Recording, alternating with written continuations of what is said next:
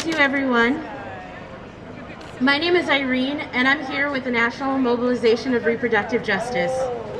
If you're here, then you have probably noticed that there's a pervasive, coordinated attack on reproductive rights in America. Roe v. Wade is in danger of being overturned this summer. In Idaho, if someone has an abortion due to rape, their rapist can sue based on that abortion. In Texas, in just enough time to notice that maybe you might have missed a period, it would be too late to get an abortion.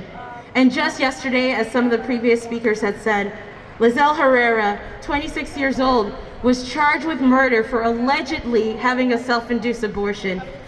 She is being held in jail for $500,000 at bail.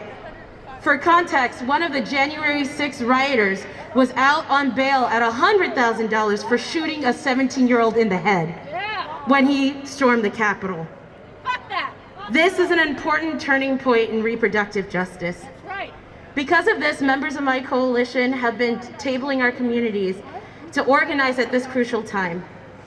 One of the things we notice is that while people care, they don't always know what's at stake. Most people don't really know what a world without access to safe abortion looks like. What it means for 1 in 4 people with uteruses who will have abortions by the time they're 45. What it means for people who are going to be devastated by back alley abortions, criminalization, the financial and emotional burden of being pregnant, of carrying a baby to term that will not be able to survive, and the psychological and physical harm of forced birth. Most people don't know how abortions have allowed many people to pursue education, to maintain financial security, to leave abusive marriages and households. Most people don't understand the criminalization of abortion disproportionately affects Black, brown, and trans people whose bodies are already over-policed in our society. That's right, yeah! Most people don't realize that without abortion, during pregnancy, vulnerable people can lose their jobs, lose their access to health care, lose their financial stability, especially if they're already from a marginalized household. Most people don't know that by criminalizing abortion, you are probably going to police marginalized people and split them from the children that they have, from the families that they've already created, and traumatize them. That's right. That's right. Most people don't know that Roe v. Wade affects more than abortion. If Roe v. Wade is overturned this summer, it's a threat to same-sex marriage. It's a threat to in vitro fertilization. It's a threat to contraception and birth control. And it's even a threat to interracial marriage. Our legal system works such that a ruling sets a precedent. And striking down Roe v. Wade will start a precedent that the far right will use to roll back any and all reproductive and family rights. In articles last year, I read journalists say, right, interracial marriage, for example, that is in trouble, but no one's going to go after that. It's unpopular. It's settled law. And just 2 weeks ago, Indiana Senator Mike Braun actually said that it was incorrect for the Supreme Court to fight states on banning interracial marriage. Fuck that! That's 2 weeks ago. They're coming for interracial marriage in 2022. That's right. They're coming for contraception in 2022. They're coming for trans rights in 2022. They're coming for all and any family and reproductive rights. Sorry. Speak the truth, Irene. She speaks the truth. Speak the truth. Speak the truth. And make no mistake, even though they are coming for these rights, they're already attacking them right now.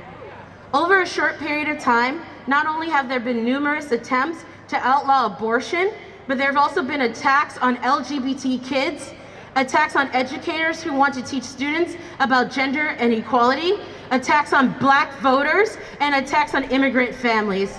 So it's vital that we make it clear that the fight for reproductive justice is a fight for all reproductive rights. The fight for reproductive justice is the fight for safe abortion on demand. The fight for reproductive justice is the fight for trans rights and access to safe, gender-affirming health care. The fight for reproductive justice is the fight to end forced sterilizations like the ones that happened in a facility in Georgia, where a doctor performed so many hysterectomies on unsuspecting immigrants that he was called the uterus collector. That was 2 years ago. A fight for reproductive justice is ensuring those with disabilities have the right to get married, have a family, or refrain from having a family as they wish. A fight for reproductive justice is a fight to end medical racism and the child welfare abuses that tear family of color apart. The fight for reproductive justice is the fight to give power back to the people and allow us self-determination and the ability to check any and all politicians who will attack this. Because you see, all of these fights is one fight. Literally the same law in Utah that bans trans teens from sports gives a committee of adults the right to check on those teens' medical records and genitals without being sued. The original proposed law in Tennessee to ban gay marriage allows heterosexual child marriage. Yeah, they're talking about child marriage now. Yeah. The cruelty of separating a mother from her children at the border is the same cruelty that allows a law in Texas to remove trans teens from their affirming and loving parents. And it's the same cruelty that splits up black families through an unjust economic and legal system. The same proposed laws that are preventing trans teens from safe, reversible hormone blockers are the same proposed laws that will prevent teens from having access to birth control. We have politicians like Marjorie Taylor Greene calling abortion and I quote, transgenderism a threat to our country, dog whistling continued violence against marginalized people. If the people attacking these rights know it's all a part of the same strategy, then so should we. We are fighting for the same fight, for women's rights, for gay rights, for trans rights, for disability rights, for black rights, for indigenous rights, for immigrant rights, for undocumented rights, for all the rights intersected therein. It is the same fight, and together we will win. Again, I am with the National Mobilization of Reproductive Justice. We are having a meeting on April 21st if you would like to join and talk about how you can help this fight. Whether you are alone or with a group, you are important to fight for our rights that are under attack. They're not going to stop just because we're in a blue state. They're not going to stop based on what happens to Roe v. Wade. The fascists will always find a new low to sink below. Thank you, Irene. Thank you. Thank you.